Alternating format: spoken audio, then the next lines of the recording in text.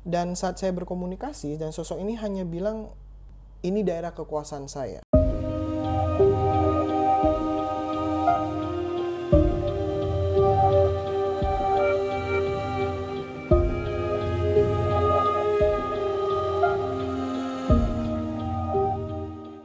Kembali lagi di Mata Astral, dan kali ini kita akan membahas tentang tragedi Bintaro 1987.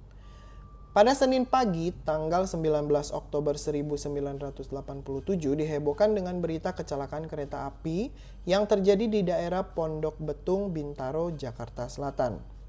Kecelakaan maut antara dua kereta api yaitu KA 225 Merak dan KA 220 Rangkas dengan posisi adu banteng ini menyebabkan ratusan korban jiwa dan ratusan lainnya mengalami luka-luka. Lokasi kecelakaan ini berada di tikungan sehingga membuat kedua masinis tidak dapat saling melihat.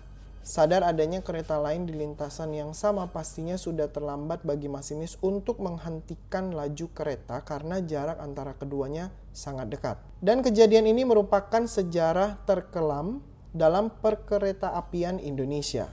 Tragedi seperti ini banyak sekali dikaitkan dengan hal-hal supranatural yang bisa saja memang karena keteledoran manusia itu sendiri. Setelah 34 tahun berlalu tragedi Bintaro ini, tim Mata Astral langsung menelusuri lokasi kecelakaan kereta tersebut untuk melihat kembali dan mencoba merasakan energi di sekitaran jalur rel kereta ini. Pada saat sudah sampai, kita menelusuri sepanjang jalan kecil di samping rel kereta yang sekarang udah banyak sekali pemukiman warga. Sebenarnya sepanjang jalan tadi aku udah nyium bau amis darah yang cukup kuat, bau gosong, melihat beberapa makhluk astral, dan pada saat sudah sampai di relnya aku juga melihat beberapa sosok-sosok yang ada di sini. Pada saat coba untuk melihat kembali kejadian itu, di sini agak susah karena terganggu aura negatif di sekitaran, seolah-olah nggak mau ngasih akses untuk flashback. Dan setelah dicoba, ternyata aku akhirnya dapetin beberapa potongan kejadian. Dulu di sini jalur hanya satu saja, dan di sini aku ngelihat dua kereta yang mulai berdekatan. Ada satu kereta dari arah Rangkas Bitung yang atapnya dipenuhi penumpang. Di depan pun banyak yang berdiri. Di sini aku yakin masinis pun pasti terganggu dengan kondisi ini ya, ditambah adanya tikungan di jalur rel ini. Over kapasitas, tapi mereka memaksa untuk tetap naik karena sudah nggak bisa dapetin tempat duduk di dalam. Jadi pada saat mereka mulai ngelihat kereta datang berhadapan, dan dari arah berlawanan kereta yang ke arah Merak yang memenuhi atap nih, aku lihat di sini banyak sekali yang loncat dari kereta berusaha untuk menyelamatkan diri. Mereka yang loncat hanya yang ada di atas, di depan, dan juga di samping kereta. Dan dari gambaran yang aku dapetin, ini tidak kelihatan ada yang sempat loncat keluar dari dalam kereta di gerbong-gerbong depan. Dan sebelum adanya tabrakan, aku juga mendengar bunyi klakson kereta yang dibunyikan berkali-kali, dan pada saat tabrakan ini terjadi sangat-sangat parah. Dentuman ini terdengar sangat kencang dan kereta pun hancur seketika. Yang aku lihat di sini, salah satu kereta bisa dibilang masuk ke dalam kereta lainnya. Nggak bisa dibayangin itu gimana penumpang-penumpang di dalam yang kejepit bagian kereta, kena mesin, bahkan ada yang sampai kepotong bagian tubuhnya. Dari yang aku lihat di sekitaran lokasi kejadian ini masih hijau sekali, dan di sini ada teriakan-teriakan histeris, tangisan anak kecil, dan orang dewasa juga suara-suara minta tolong yang sangat-sangat jelas terdengar. Ada yang terjepit kereta, ada yang badannya hancur, kakinya hilang sebelah. Ini juga badan yang hancur sebelah, kemudian luka-luka pun di sini di daerah badan, kepala, kemudian muka akibat dari pecahan-pecahan kaca itu banyak sekali. Jujur nggak kuat banget kalau harus berlama-lama ngelihat ini karena sedih, kesel, rasa takut ini juga udah campur aduk banget. Dan setelah melihat kembali kejadian ini juga, aku langsung mendoakan agar jiwa pada korban mendapatkan ketenangan. Dan sebenarnya di sini tragedi kecelakaan di Bintaro ini juga pernah terjadi lagi pada tahun 2013, di mana ada sebuah truk tangki BBM menerobos masuk ke lintasan kereta, padahal sudah adanya lampu dan peringatan kereta akan lewat, dan akhirnya tidak terelakkan lagi tabrakan terjadi. Gerbong depan kereta menabrak bagian belakang tangki truk.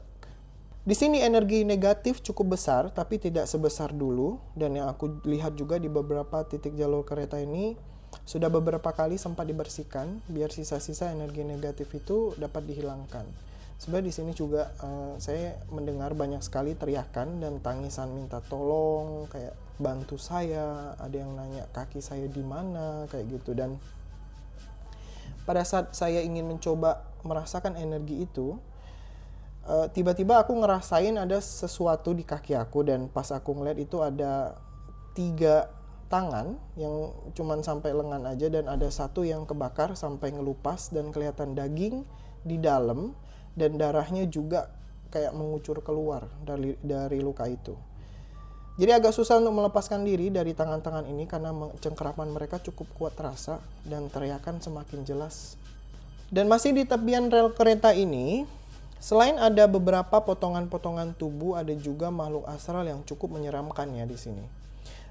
Di sini sosok ini tidak menetap di satu titik, tapi mereka berpindah-pindah.